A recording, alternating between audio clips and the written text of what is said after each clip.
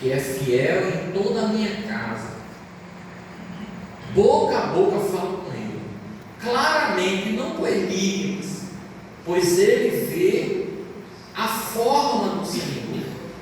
Como, pois, não temeste falar contra meu servo, contra Moisés? E a ira do Senhor contra ele se acendeu e retirou-se. A nuvem afastou-se de sobre a tenda. E eis que Miriam achou-se leprosa, branca como neve. E olhou Arão para Miriam, e eis que estava leprosa. Então disse Arão a Moisés: Ah, Senhor meu, não ponhas, te rogo, sobre nós este pecado, pois loucamente procedemos e pecamos. Amém? Louvado seja o nome de Jesus. O que nós vimos aqui, em toda essa leitura, a gente de pronto já pode dizer: rebelião. Foi cometido aqui o pecado de rebelião. E é um dos pecados que, vez por outra, observamos em meio ao corpo de Cristo, em meio à igreja, sendo cometido. E às vezes a gente fica perguntando: por que está acontecendo desse jeito? Por que está estagnado? Por que está diminuído? Às vezes a gente é levado, irmãos, em meio a tudo isso, a pensar que em certas situações a gente pode fazer melhor do que o outro. Isso em vários âmbitos da vida da gente, não só na igreja. Mas a gente pode pensar dessa forma, que poderíamos fazer melhor do que nossos pais. Quantas vezes os filhos, na adolescência, na sua juventude, às vezes não diz, mas tem uns que são mais atrevidos e diz: eu faria melhor do que a senhora, eu faria melhor do que o senhor. Às vezes a gente acha que poderíamos fazer melhor do que o nosso colega de trabalho. Às vezes não dizemos a eles, mas dizemos nos bastidores, nos grupinhos, e falamos. Miriam e Arão, como vocês leram e ouviram, não passou de largo desse assunto. Miriam e Arão foram lá e fizeram isso aí.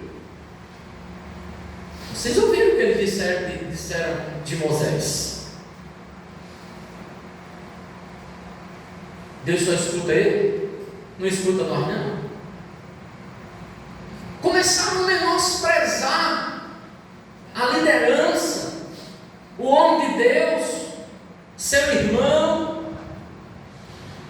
E interessante que o texto que nós lemos diz: mas Deus ouviu. O que mais me alegra é porque Deus escuta o que eu não escuto. O que mais tem que alegrar nessa noite é que Deus escuta o que tu não escuta. E às vezes Deus não permite que a gente escute para que a gente não pegue. Eu me alegro porque Deus vê o que eu não vejo. Eu me alegro porque Deus vê o que tu não vê. Moisés não viu. Moisés não viu. Mas quem Moisés era fiel viu. Mas a quem Moisés adorava de verdade ouviu. E defendeu a causa dele. Você está esperando em quem? Você tem adorado a quem? Meus amados, eu disse que a gente pode, em todos os âmbitos, ser levado pelas situações e querer achar que podemos fazer melhor que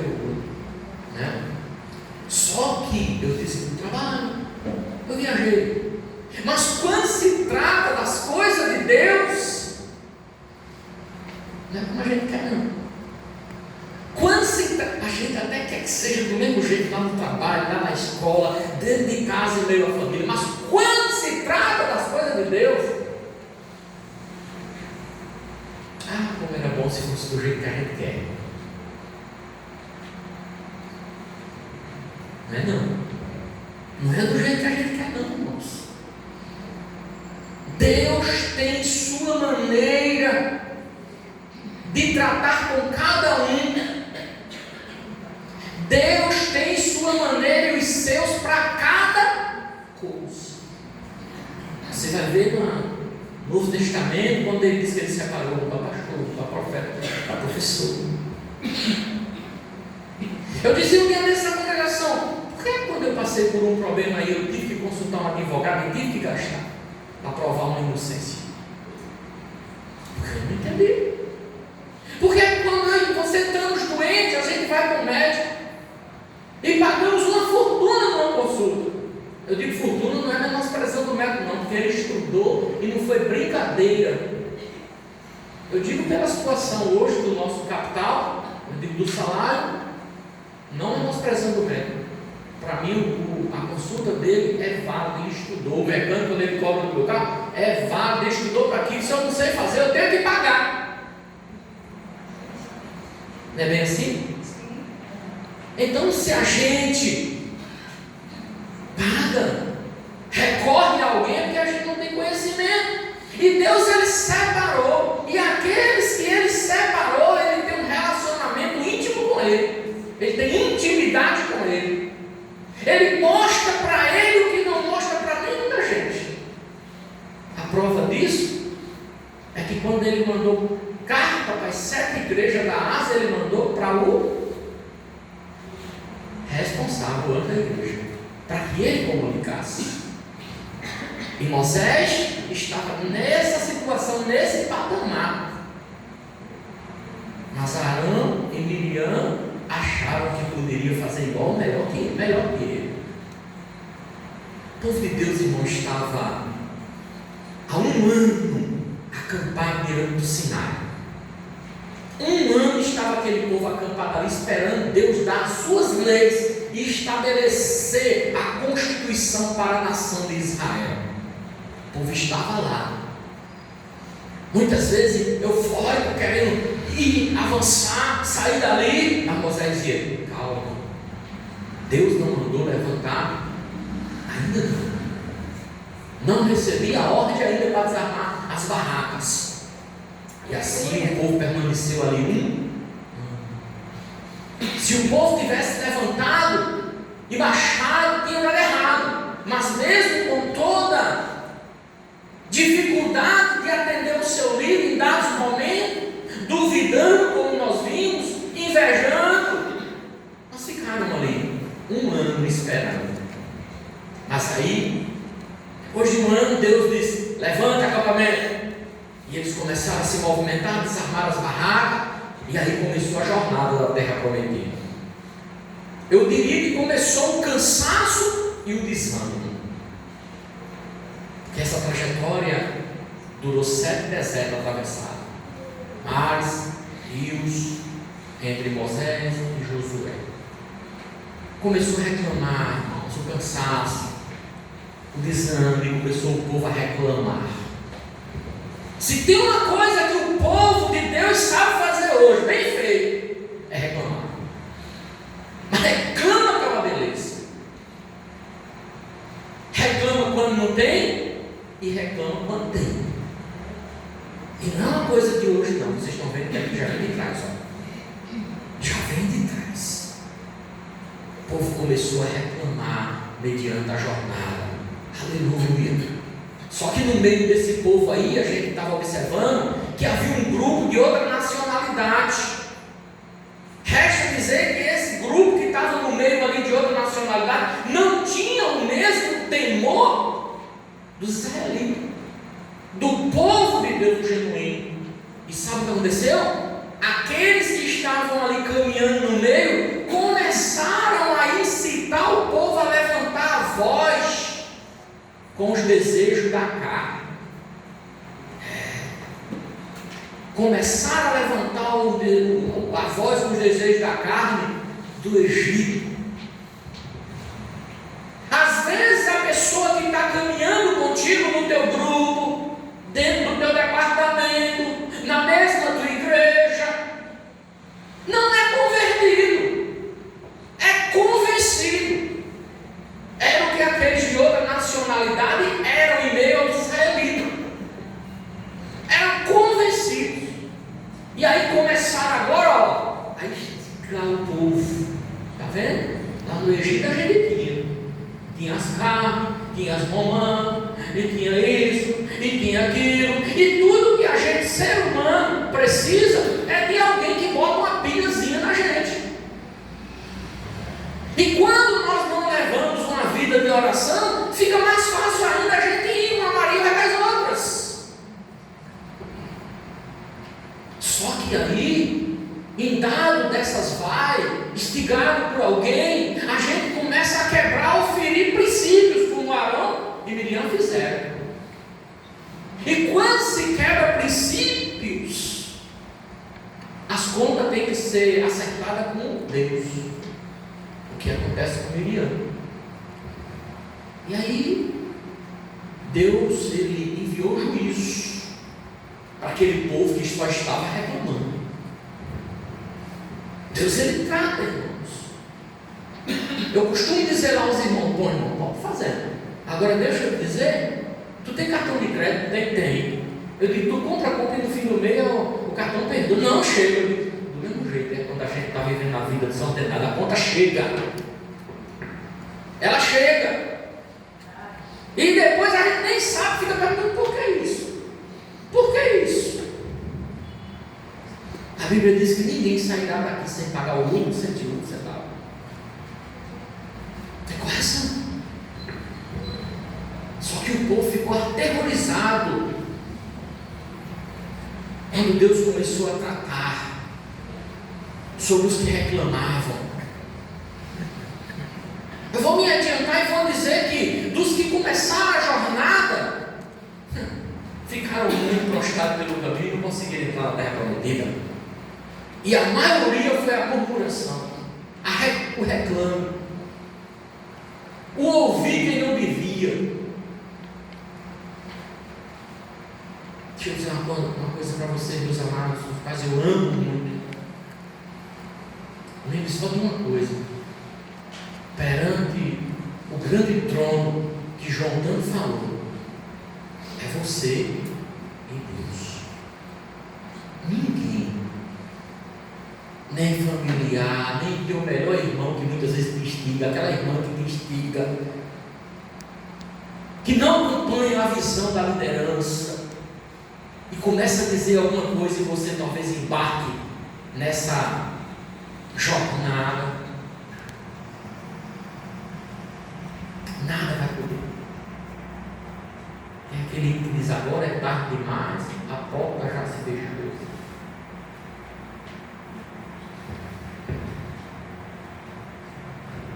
Só, irmãos, que em Números capítulo 11, 1 a 3, Moisés orou para que Deus cessasse o juízo que caiu sobre os populares. Um líder, um escolhido de Deus, é ele levando pedrada, é ele sendo ferido, é ele ouvindo que não queria e até não ouvindo, mas ele está lá sempre orando, ele está lá sempre intercedendo, ele está lá sabendo que a sua partida já está sendo vislumbrada, mas ele está ali cumprindo seu papel até a última. E muitas vezes dizendo o que o homem de Deus que te salvou a lembrança já ele deixou isso: eu não vos ensinei. Aquela quarta-feira me marcou para o resto da minha vida. De todas as mensagens que eu ouvi dele, aquela dali ficou na história. Moisés orou para cessar Moisés sempre dizia: Deus, tu vai matar teu povo, não faz mais isso. Mata a mim.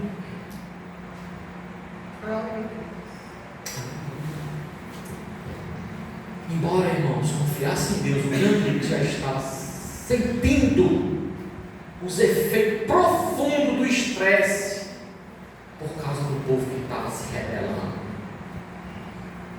contra a direção e com outras direções. Você acha que aquela pessoa, você diz: eu faria melhor, eu escolhia melhor, se fosse eu. Mas você já perguntou se Deus tem compromisso com essa pessoa? Tem relacionamento com essa pessoa?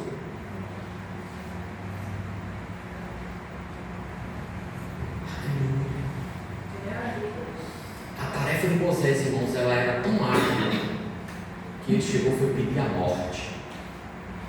Você acha que é pouco uma pessoa chegar e dizer: Deus me mate? Moisés, ele sabia da sua missão que ele tinha que cumprir.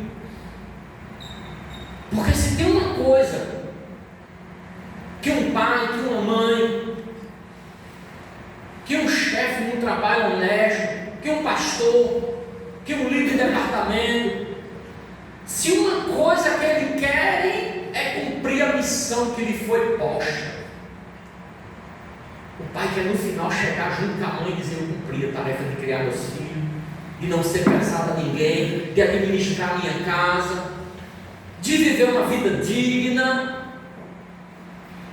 O maior sucesso de um pai e de uma mãe não é muito dinheiro, é ter o suficiente, como Jesus disse, para poder manter e cumprir sua missão. O maior desejo de um líder de departamento, de um pastor de uma igreja, de alguém que realmente é fiel ao Senhor, é cumprir, como Paulo disse: combati o bom combate, guardei a fé, aleluia, acabei a carreira. É igual a Jesus que disse: está consumado. A alegria de ter cumprido o que lhe foi dado para fazer. Com Moisés não era diferente, irmãos. Moisés sabia que a tarefa era difícil. Quando ele viu cada vez mais o povo tirando a sua saúde, já estava. Eu vi o pastor Cláudio falando aqui sobre a ansiedade. Que mensagem abençoadora! Não sei se vocês já pesquisaram e viram que o ano de 2024 foi o ano onde mais pastores se suicidaram e outros ficaram com depressão, doentes. Porque eles querem cumprir a missão, irmãos. Eles sabem da missão. E muitas vezes quem deveria ajudar faz o que Miriam e Arão estavam fazendo, só. É possível que ele não ouviu muitas vezes eles reclamando. Mas você acha que o povo, alguém que viu no show, disse: ó, Moisés, está bem, não. Mas o bom é que Deus vendo a situação, né, quis ajudar Moisés. Em Números capítulo 11, versículo 16, você pode ver aí, é só voltar, né, para o 11, o verso 16 agora. Ele diz assim, ó: disse o Senhor a Moisés: ajunta 70 homens dos anciãos de Israel, que sabem serem anciãos. Não é qualquer um não. Deus não vai chamar qualquer um não.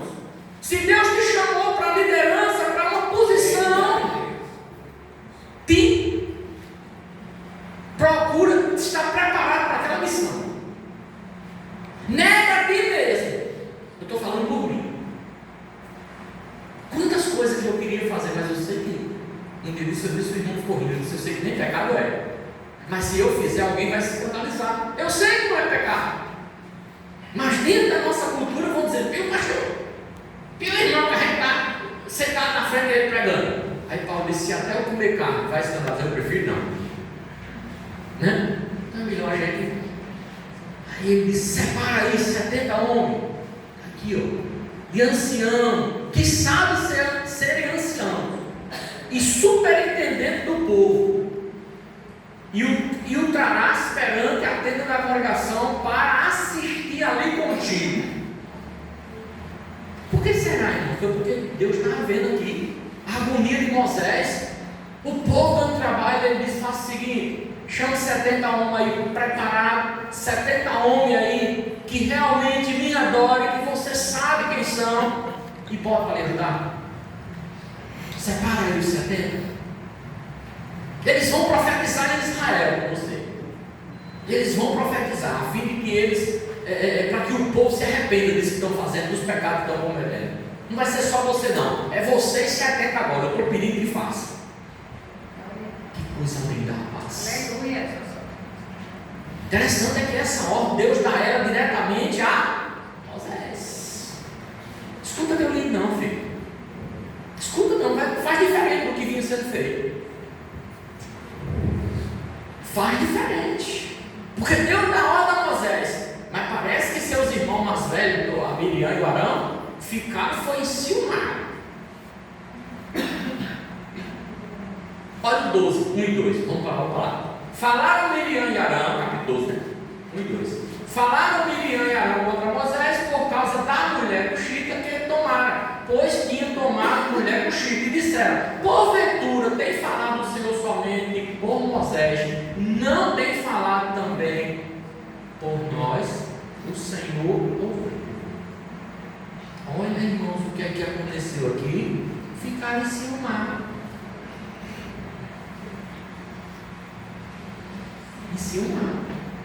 Miriam e Arão eram tidos como líder, grandemente respeitado com o povo, né? Arão participou da negociação de Moisés lá no, a gente sabe, lá no Egito, quando foi para tirar o povo. Ele disse que era tapa a voz, era gato, né? Então não é isso não. Ele participou daquela negociação lá com o faraó, né? E sua linhagem era sacerdotal.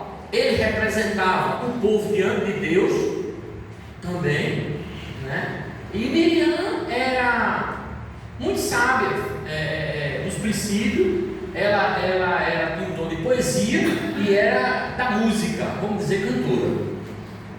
Então você vê que era alguém muito ligado ao povo e que sabia que quando a gente, Deus dá um dom, se a gente tiver cuidado, a gente vai ficar orgulhoso. Eu faço também. Eu também. Será que Deus só escuta eles? Mas será que nas 7 igrejas da Ásia não tinha pessoas com dons, pessoas talentosas também? Mas por que Deus não mandou aperto para um desses? Deus manda para aqueles que têm relacionamento íntimo com Deus. A gente quer levar a vida com o marquinho da vida, deixa a vida me levar, leva a vida, leva eu. E acha que está tudo certo. Ele está fazendo aqui uma coisa linda. O Ministério de Louvor estava adorando e nada pode calar uma dor. Mas Miriam era cantora. Mas Miriam fazia suas belas poesias. A gente vai chegar lá aqui. Deus calma. Por quê? Porque não estavam fazendo aquilo.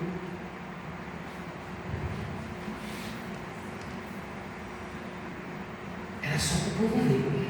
Cadê a intimidade? Não tinha vida com Deus, porque senão não ia ficar dizendo nos bastidores o que disse de Moisés. Não ia. Às vezes a gente pensa que estamos agradando a Deus.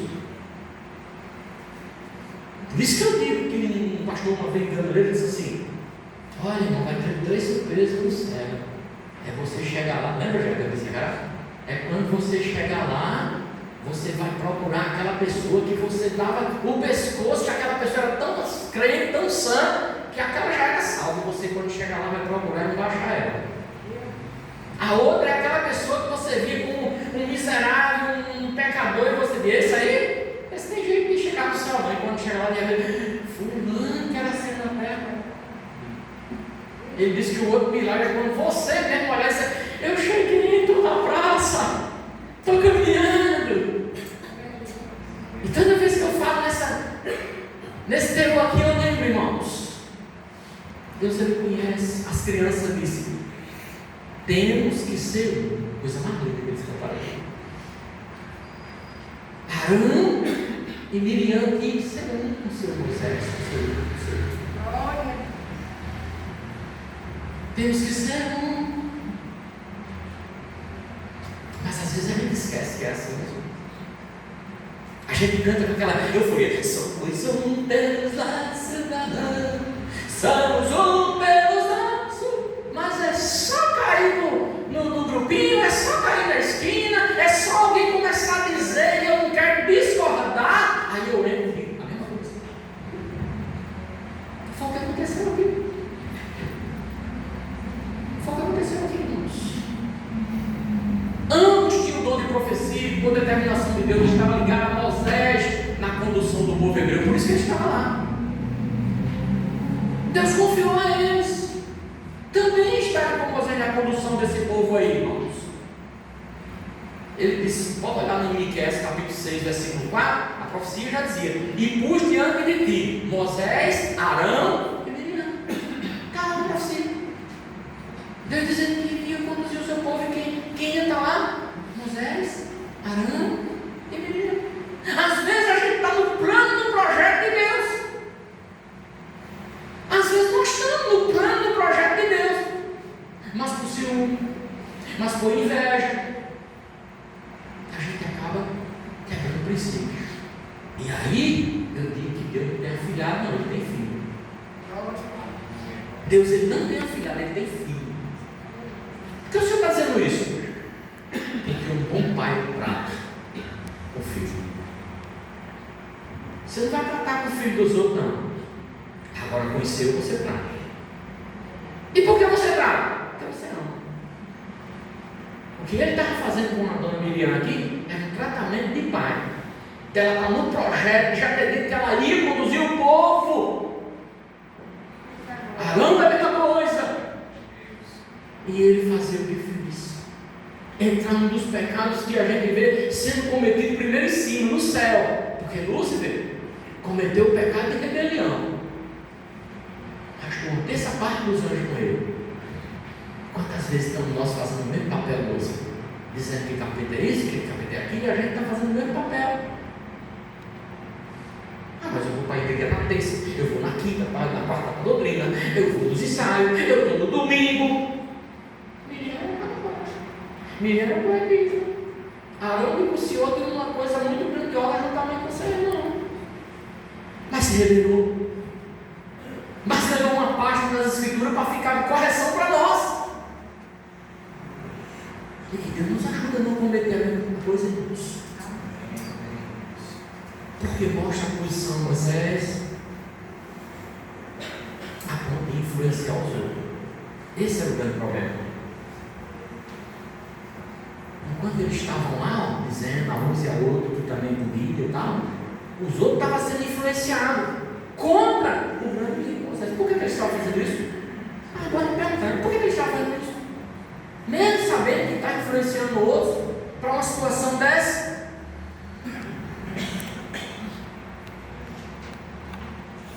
Pesquisando, a gente viu aqui que foi justamente porque eles ficaram enciumados e raiva porque não tinha sido chamado para ser um dos 70. Quando Deus diz escolha os 70 para ser do que vai profetizar e vai cuidar do povo com você, ele não foi chamado. Aí eles entenderam que a sua posição de autoridade havia sido desprezada. Mas foi eles cogitando. Foi eles pensando, irmãos. A Bíblia diz que enganoso é o coração. Quantas vezes a gente está ouvindo demais no nosso coração? Às vezes não é nem a pessoa dizendo. As pessoas já vêm depois.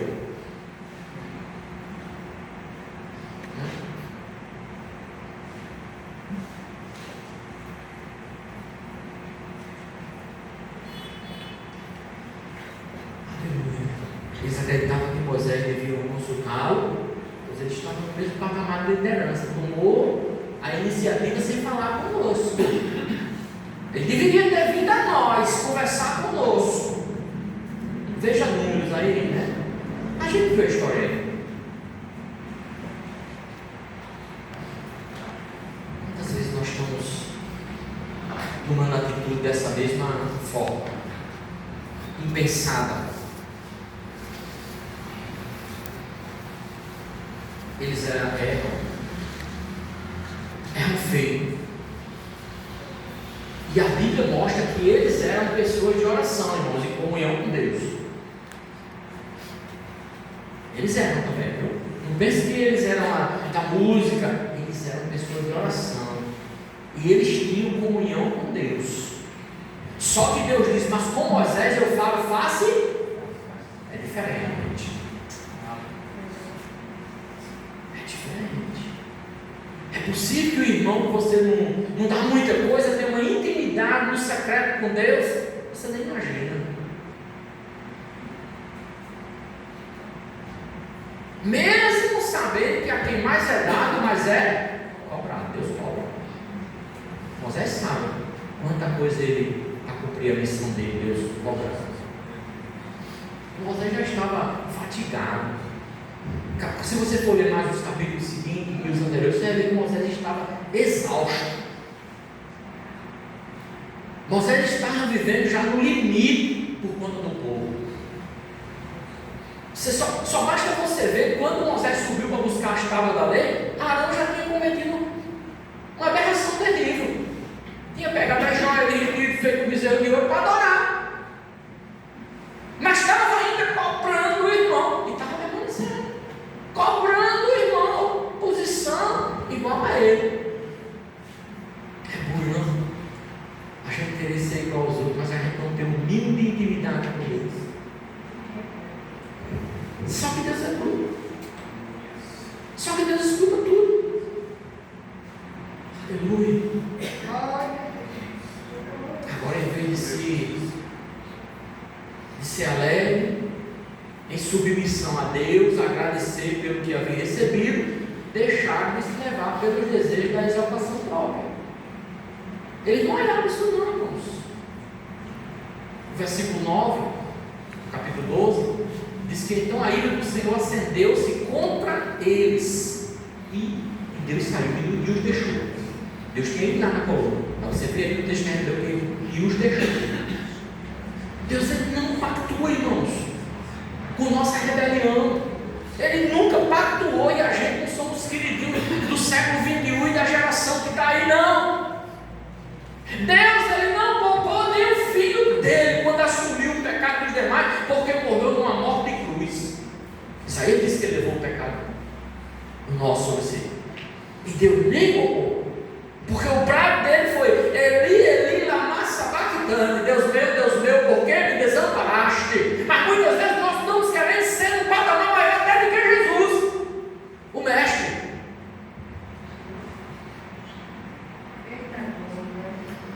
Às vezes nós estamos achando que somos. E quando a Bíblia diz aqui no verso 10, no capítulo 12 que a gente leu, que a nuvem se afastou da tenda, Miriam já estava leprosa. Ai. Naqueles dias, para quem aparecia com a lepra, já bem, você afastado da sociedade, ia ser estigmatizada, e tantas coisas iam lá. A mente dela ali agora e de Arão, com certeza, sua aparência era como a neve, a Bíblia diz. Verso 11, Arão voltou para Miriam, viu que estava com lepra e disse a Moisés: por favor, meu Senhor, não castigue pelo pecado que totalmente cometemos. E erros. A maioria das vezes é um ato de tolice nosso. Por isso que eu costumo, Deus sabe dizer isso, Deus. Eu gosto muito daquela fala de Davi: vê se há em mim algum caminho mal, guia pela vereda da justiça. Tu sabe que eu quero acertar. Tu sabe que a conversa assim, eu quero acertar. Agora tu sabe também o quanto, Senhor, a carne, o psicológico, as pessoas à volta, quantas coisas, Senhor, me deixa às vezes confuso. Então guia-me pela vereda da justiça. Nós temos que fazer, irmãos, esse exame todo dia de consciência, manhã ou noite. Talvez por isso Daniel, quando orava 3 vezes ao dia, para estar intimidade, para estar, se alinhando com Deus. E o verso 12, irmãos, não permita que ela fique com um feto abortado. Olha o que ele pede aí. Não permita que ela fique como um feto abortado que sai do ventre de sua mãe, com metade do corpo destruída. Porque o menino, quando sai do ventre, é todo branco, né? Aquela coisa branca que cobre a criança quando nasce. Ele estava falando desse, não deixe que ela fique desse jeito, Senhor, como uma criança abortada. E Moisés clamou, Senhor, irmãos, que coisa linda. Aleluia. Ei, um líder que perdoa, um líder que se compadece. Ainda tem quem tenha coragem de apunhalar, de não ajudar, de deixar morrer só.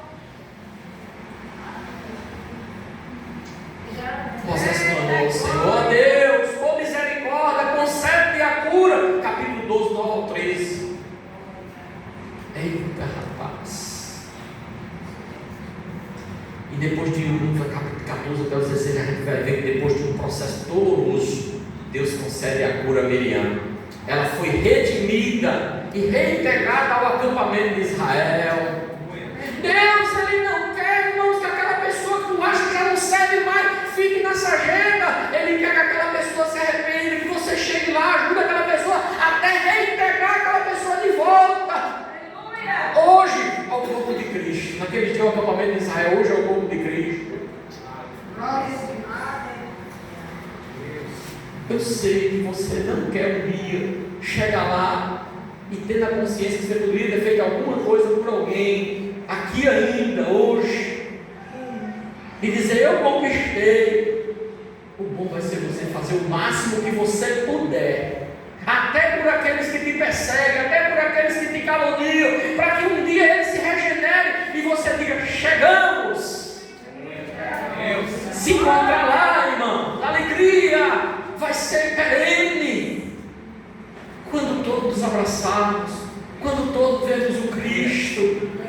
Mas o pecado de rebelião vai impedir que muitos cheguem lá, e é o mais cometido, como eu disse no início aqui, irmãos. E a gente vê que a indignação de Deus é manifestada sobre Miriam. Aquela que Deus permitiu cair sobre ela, era só um aviso, porque Ele redimiu ela de volta quando Moisés clamou. Então era só um aviso que Deus estava dando para todo o povo que abandonasse a rebelião.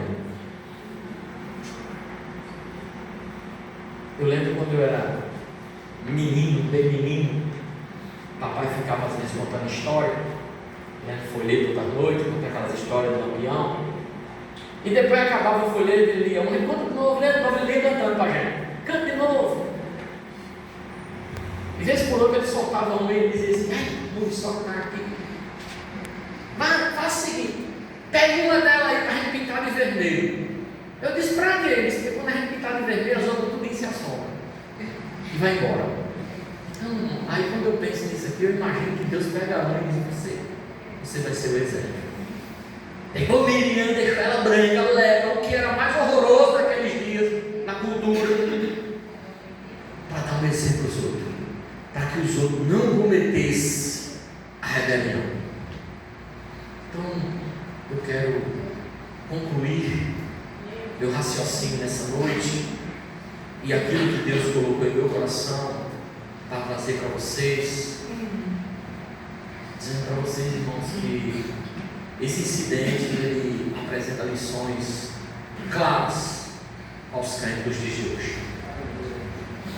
Claro aos dias de hoje. E que nunca você se alinhe, se permita em rebelião contra a liderança nomeada por Deus.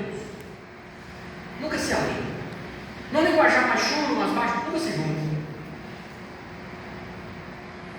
contra a liderança constituída por Deus. Não estou falando sobre a igreja, mas os pais e tantos outros que você tem como pessoas que é superior. A Bíblia diz que as autoridades são constituídas por, e na maioria das vezes estão guardadas em rebelião. Então não permita isso, não, porque Ele detesta e lida severamente com essa ofensa. Miriam, por exemplo, Deus ele detesta e ele lida. Então tal rebelião, irmão, normalmente ela resulta numa comunidade rebelde. O maior problema era esse, porque os que estavam instigando caiu no coração de Arão e Miriam, E Moisés sabia que ia contagiar o restante. Então Deus olhou e disse: espera aí, vamos dar um baixo aqui. Vamos dar uma mulher, é você. Então, amados, evite ser rebelde para não atrair estes males ou outros para a sua vida. Segunda coisa, cuidado com os que no meio do povo de Deus não tem o temor do Senhor. A Bíblia ela é mais severa, ela diz: nem receba em casa. Nem receba em casa. Porque muitas vezes chega pousando de bom e de boa. Tu viu? Tu soube? E na maioria das vezes vem massageando o nosso ego. Porque nós seres humanos gostamos, né? Se alguém vem dizer um negócio que às vezes é para nós, né?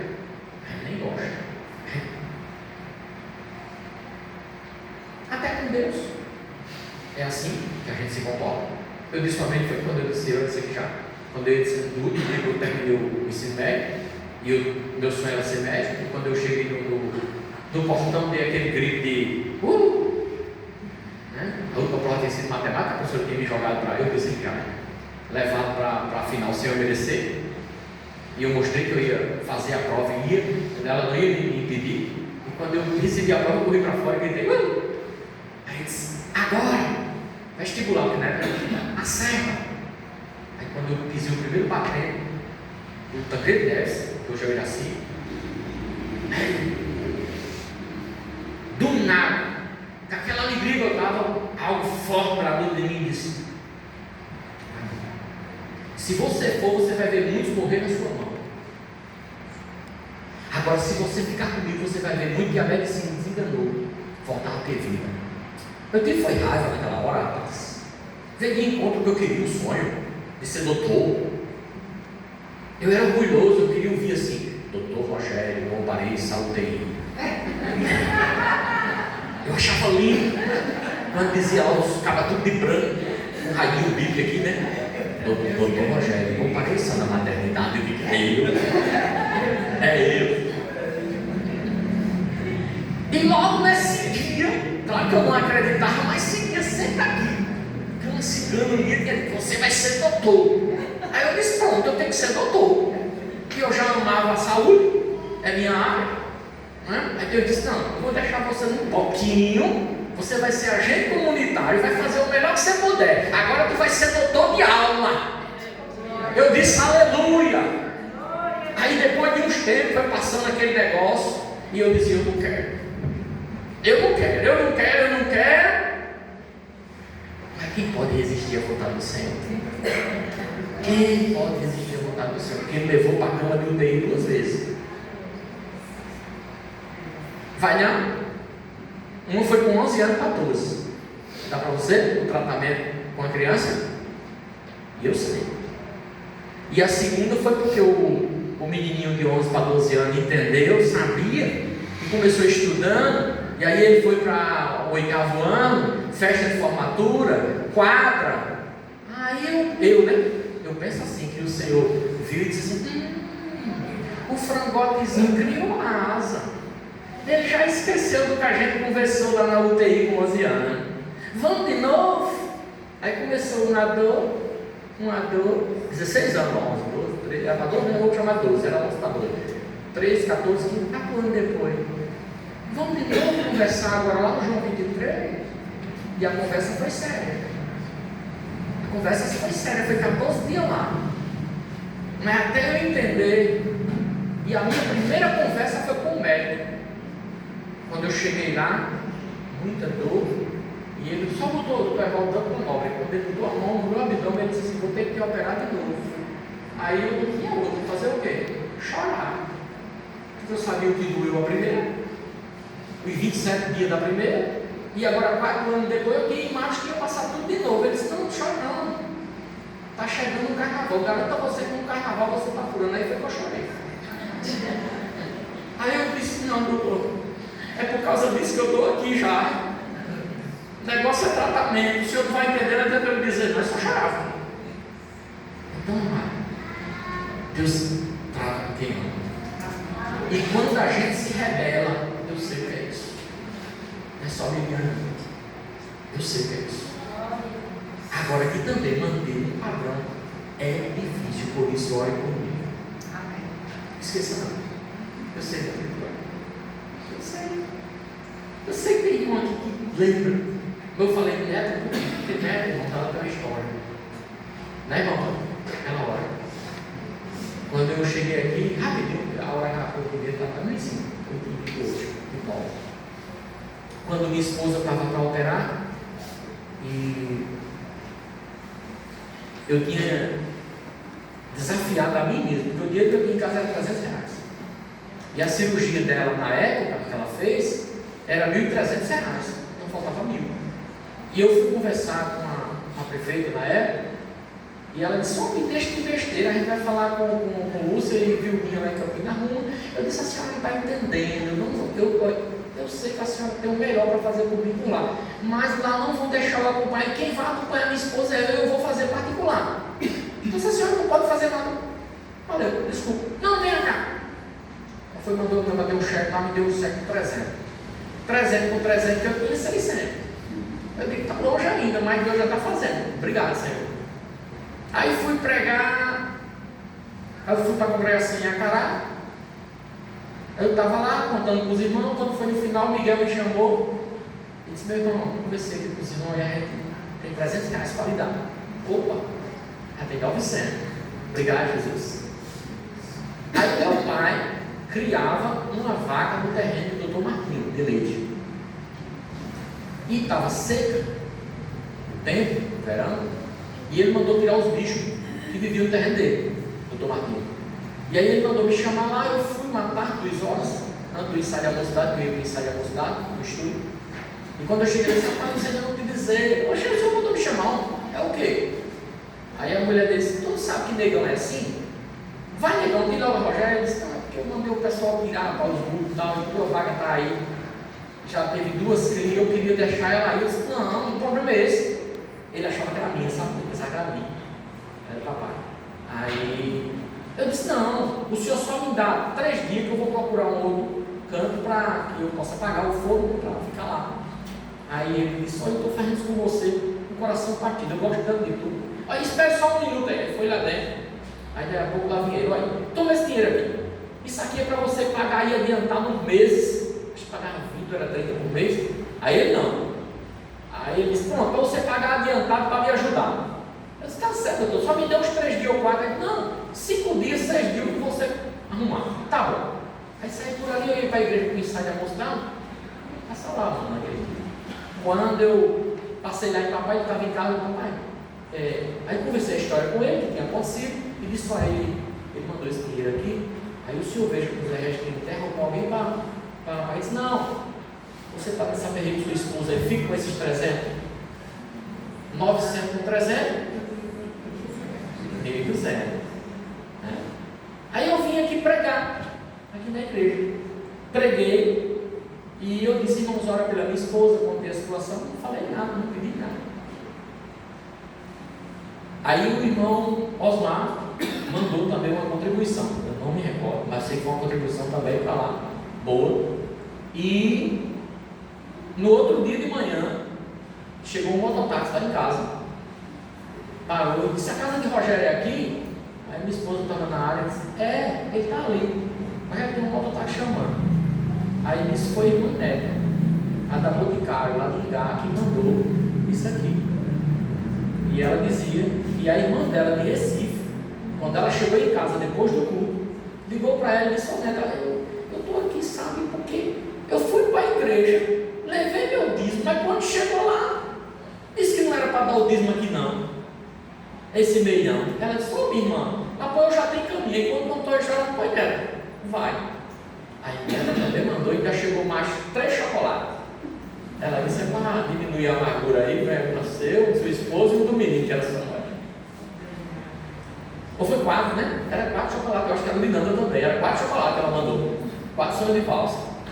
Irmão, Deus ele cuida da gente, filho, detalhe.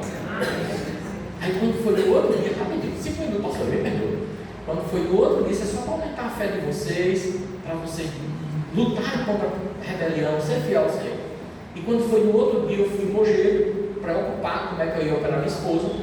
Aí a enfermeira Samara disse: olha, Eu tenho uma pessoa aqui que é o médico de Camuri, doutor Germano, obstetra, ginecologista muito bom. E ele opera particular. Eu disse, quando eu falo com ele, 11 horas esse período chegou. Inclusive ele morreu por um dia desse câncer de fígado. Abaixo de Deus deu vida à minha esposa e hoje é morto. E aí ele disse, Rogério, Samara disse que você fez sua esposa, os trouxe os exames, trouxe. Que eu já tinha mostrado ao doutor Lúcio, ao doutor João Alves, mas eu queria a opinião de mais um. Eu não confio no primeiro que veio me dar resultado. Aí quando ele olhou, ele disse, o caminho aqui é cirurgia. Não tem mal que esperar não. Né? E aí, ele disse, rapaz, é o seguinte, Samara te disse alguma coisa, e eu comentei com isso, ela disse que é R$1.300, acho que foi isso. 300. Doutor, ele opera quando? Ele disse, ou você quem disse? Você quer operar onde? Na FAP, não, na Santa Clara, Clips. Eu queria na FAP. Ele disse, mas por que tu quer na FAP? Eu disse, eu não sei. Um sentimento de operar lá na FAP. Ele disse, rapaz, amanhã eu te digo alguma coisa. Tá certo? Deixa eu ver lá as condições. Aí ele me deu. Ele disse, é um pouquinho mais, Santa Clara é um pouquinho mais caro. Mas muito pouco. Aí quando ele voltou, ele disse, olha, vai dar para operar sua esposa na FAP. Porque eu fui lá, e se fosse umas crises que tinha lá, eu não ia operar sua esposa, porque a semana passada quase que eu perdi uma pessoa lá que queria operar lá. Mas se comprar os equipamentos tudo novo, eu opero lá.